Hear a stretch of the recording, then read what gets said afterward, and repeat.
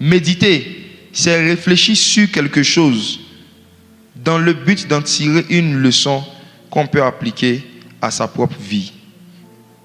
Josué chapitre 1, verset 8, lisons. Pour chaque définition, je vais donner un verset qui illustre ça bien. Josué chapitre 1, verset 8. Que ce livre de la loi ne s'éloigne point de ta bouche. Médite-le jour et nuit pour agir fidèlement selon tout ce qui est écrit. Allons doucement. Que ce livre de la loi ne s'éloigne point de ta bouche.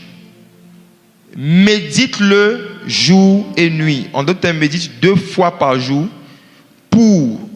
Ici, ce qui m'intéresse, c'est l'objectif de la méditation. Médite-le pour agir, pas pour prêcher. On médite pour agir. Ça veut dire que le but de la méditation, c'est d'identifier des agissements qu'on est censé manifester. Le but de la méditation, c'est de pouvoir trouver des comportements qu'on doit reproduire au quotidien. Est-ce qu'on se comprend?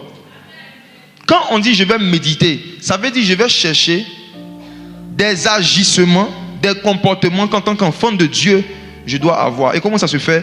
À travers une histoire de la Bible. Exemple. Supposons que tu es célibataire, je parle d'une jeune sœur. Tu décides de méditer sur comment Ruth a fait pour se marier avec Boaz. C'est un exemple.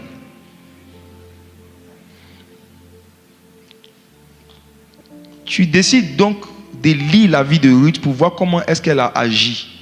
Pour que toi aussi tu puisses agir fidèlement selon ce qui est écrit. Ruth n'est pas allée draguer Boaz. Elle n'est pas allée voir le frère Boaz pour lui dire: tu es frère, Dieu m'a dit que tu es mon mari. Ce que Ruth a fait, c'est qu'elle est venue travailler dans le champ de Boaz. Parce que Ruth a compris que vouloir se marier, c'est vouloir devenir une aide. Et donc, ce qu'elle devait montrer, c'est qu'elle était capable de l'aider dans les choses qu'il faisait déjà. Elle n'est pas venue montrer sa beauté, elle est venue montrer ses vertus. Pour agir fidèlement. Voici comment on... C'est-à-dire que tu regardes, tu vois, qu'est-ce que Ruth a fait? C'est-à-dire que tu regardes, tu dis, Ruth, je lis l'histoire. Qu'est-ce qu'elle a fait pour se marier? Elle est allée travailler. C'est parce que tu es au chômage que tu n'es pas encore marié. C'est un exemple, quoi. Tu vois, c'est-à-dire que tu médites. Tu te demandes, mais le manteau de Ruth n'est-il pas sur moi? Est-ce que Boaz n'attend pas de me voir travailler d'abord avant de... Attendez,